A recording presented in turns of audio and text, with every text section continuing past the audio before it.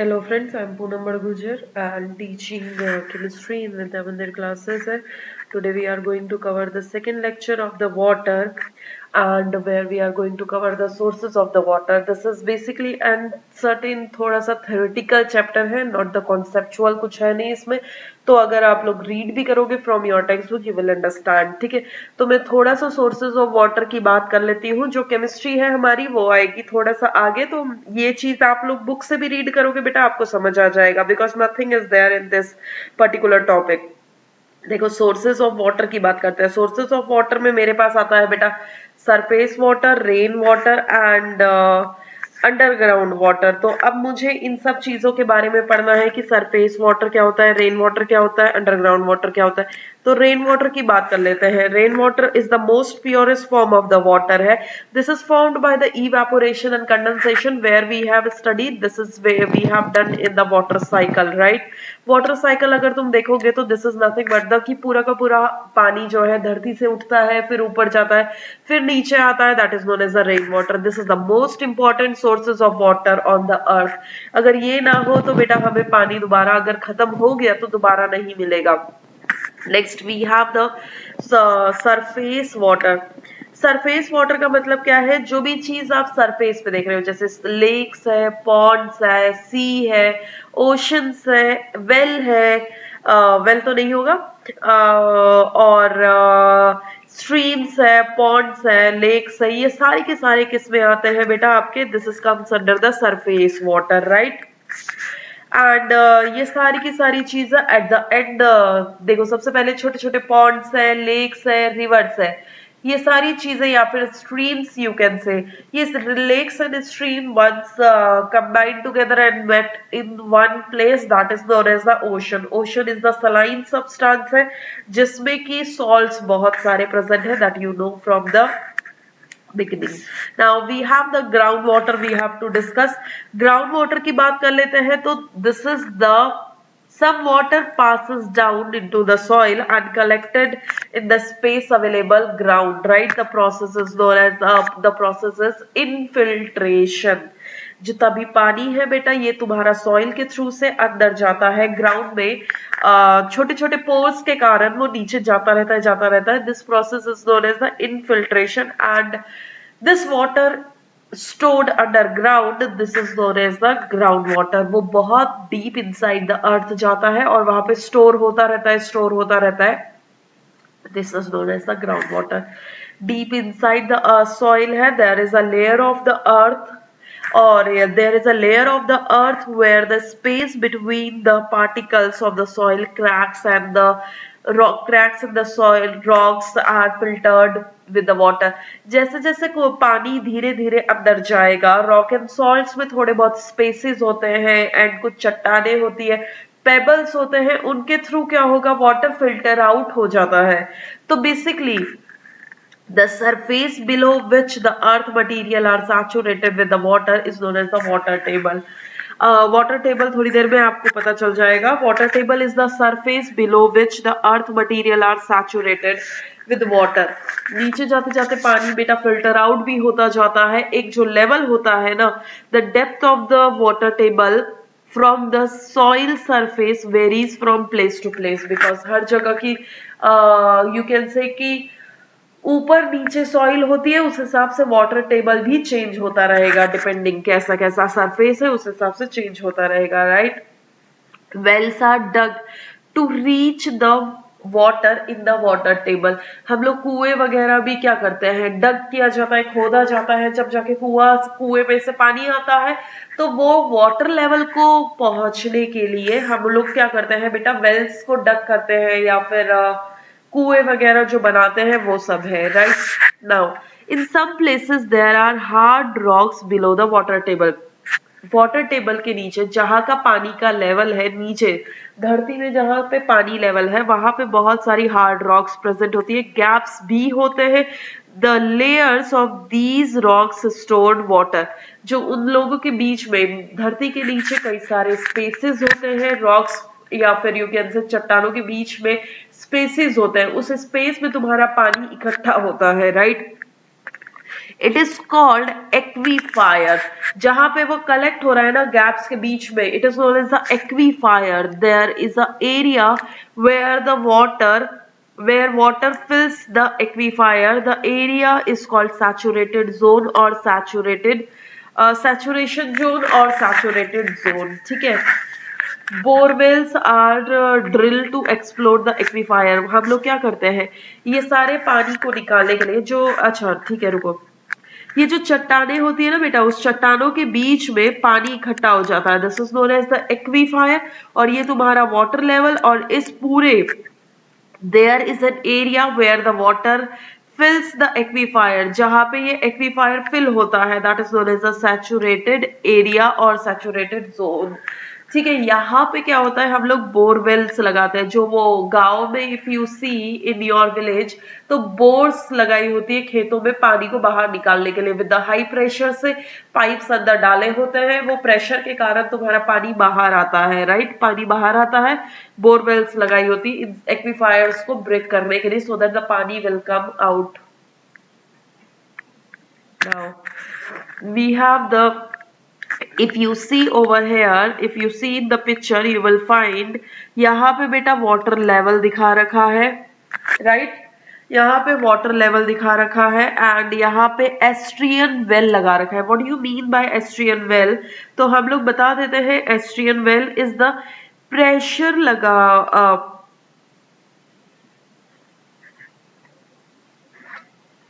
एस्ट्रियन well is the well where, ये कुआं ही है, हमने कुआं ही खोदा है, but this is a very different type of the well where we have basically, where कि मैं यहां से बेटा प्रेशर लगाती हूँ, प्रेशर ऊपर से लगाया जाएगा सो दैट कि वाटर विल कम अप, यहां से भी वाटर आएगा और यहां से भी आएगा। This level is known as the saturated level, this level is known as saturated. जो अभी आपने सैचुरेटेड जोन पढ़ा है वो जोन तुम्हारा ये है, right.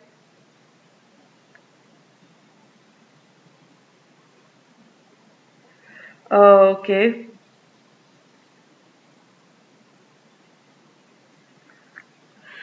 this area is known as aquifer. This area is known as the aquifer, जो ये पानी का है, this is known as the water table, this is known as the saturated zone, and estuarine wall क्या है, यहाँ से मैं प्रेशर लगाऊंगी so that the water will come against the gravity आ जाए, ठीक है।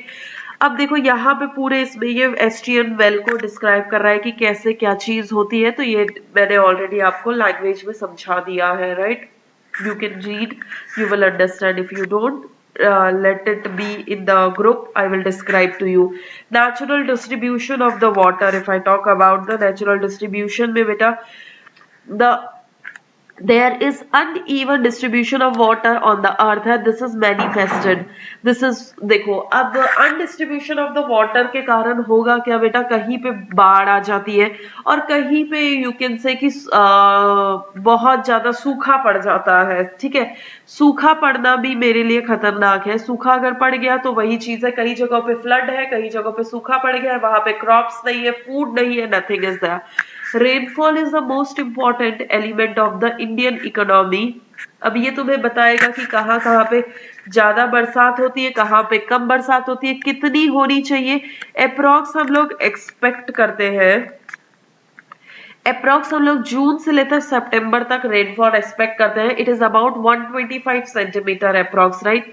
कहाँ कहाँ पे बेटा बारिशें ज्यादा होती है, कौन से घाट पे होती है, this you can read from this thing, and this is whole graph where he will explain to you कि कहाँ पे बारिश ज्यादा होती है, कहाँ पे कम होती है, और कहाँ पे ड्रॉट पड़ता है वगैरह and all, right.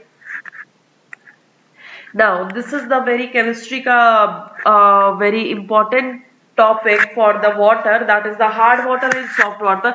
This is the most important topic for your future point of view. If you are willing to take the chemistry in the future, this is the most, you can say कि ये तुम्हारा Bible topic है।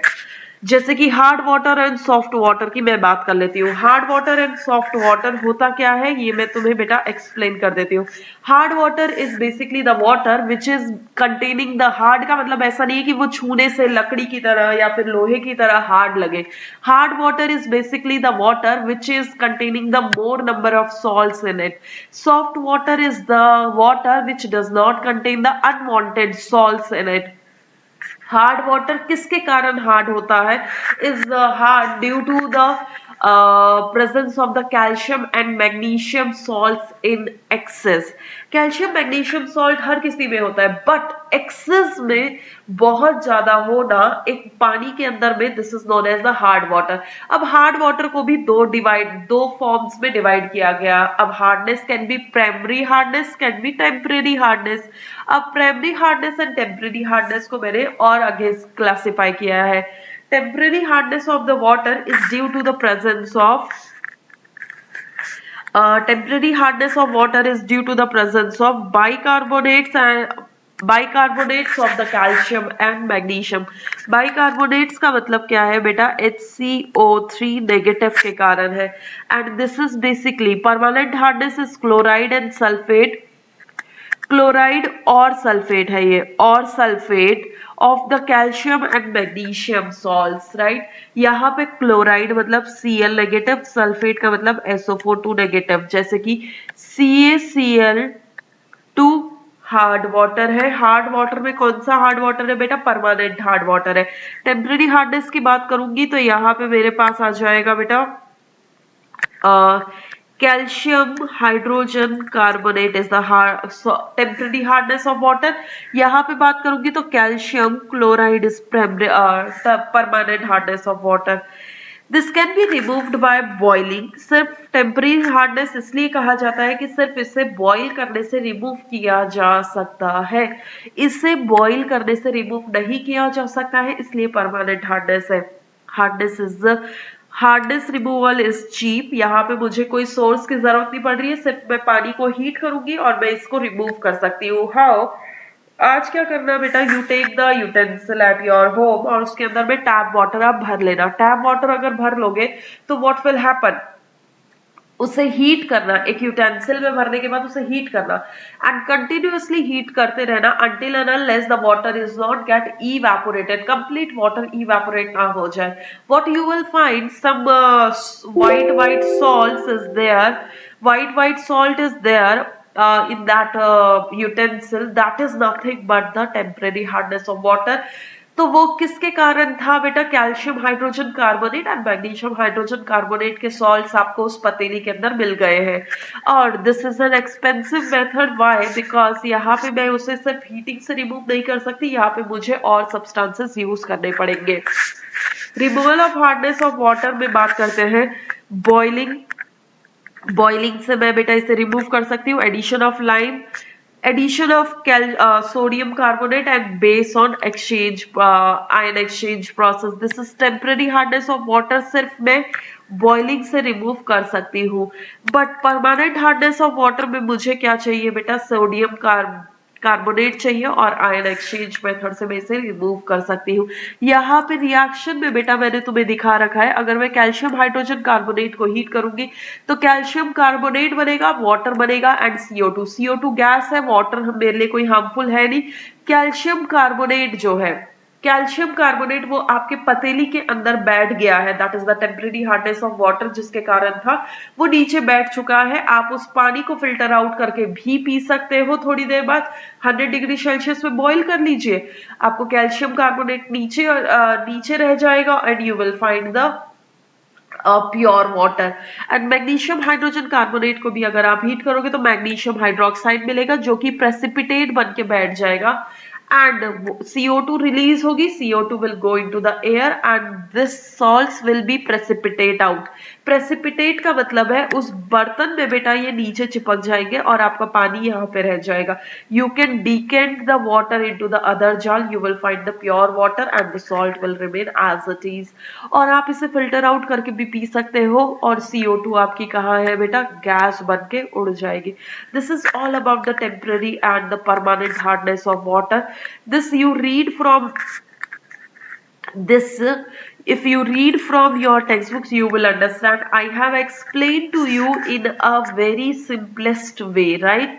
और मैं soft water की अगर मैं बात कर लूँ तो soft water basically, soft water and hard water में होता क्या है, अगर मुझे ऐसे देख के कैसा पता चलेगा कि ये वाटर मेरा सॉफ्ट है या फिर ये मेरा वाटर हार्ड है, तो मैं क्या करूंगी बेटा, थोड़ा सा सोप लूंगी और सोप को क्या करूंगी, दोनों वाटर के सैंपल में डिप कर दूंगी. व्हाट विल हैपन, झाग जैसा फॉर्मेशन विल टेक प्लेस. झाग that is basically float will form in case of the hard water and no float is formed in the soft water, right? तो मैं कह सकती हूँ हार्ड वाटर में क्या होता है बेटा, लम्स बन जाते हैं. और you can say lather will get formed in the hard water and the soft.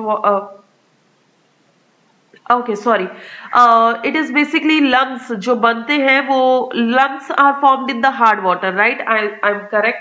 Lumps are formed in the hard water. ये आपने कहाँ पे देखा होगा, if you take the bath from the tap water, what will you see in the bathroom, कि white white सा powder type कुछ बन जाता है. That white powder is known as the scum formation. That is known as the scum. Scum formation होती है, किसमें होती है बेटा, ये हार्ड वाटर में होती है, राइट? हार्ड वाटर में होती है, जिसके कारण मैं हार्ड वाटर को कपड़े धोने के लिए सोप्स में यूज नहीं कर सकती हूँ. यहाँ पे अगर मैं सॉफ्ट वाटर लूँ तो सॉफ्ट वाटर में क्या होता है बेटा, लेथर is formed with soap, it is soft water. लेथर मतलब झाग जैसा बन जाता है सॉफ्ट वाटर में, और लम्स बन जाते हैं तुम्हारे हार्ड वाटर में. दोनों में फर्क है. लम्स का बनना मतलब तुम लोग देख सकते हो वो व्हाइटिश सा पाउडर बन जाता है हार्ड वाटर में, right? And removal of hardness of water I have just explained to you. You can see from the next slides, right? Okay guys, thank you so much. You have to make the notes for the particular this thing, and don't rush, be positive in the lockdown.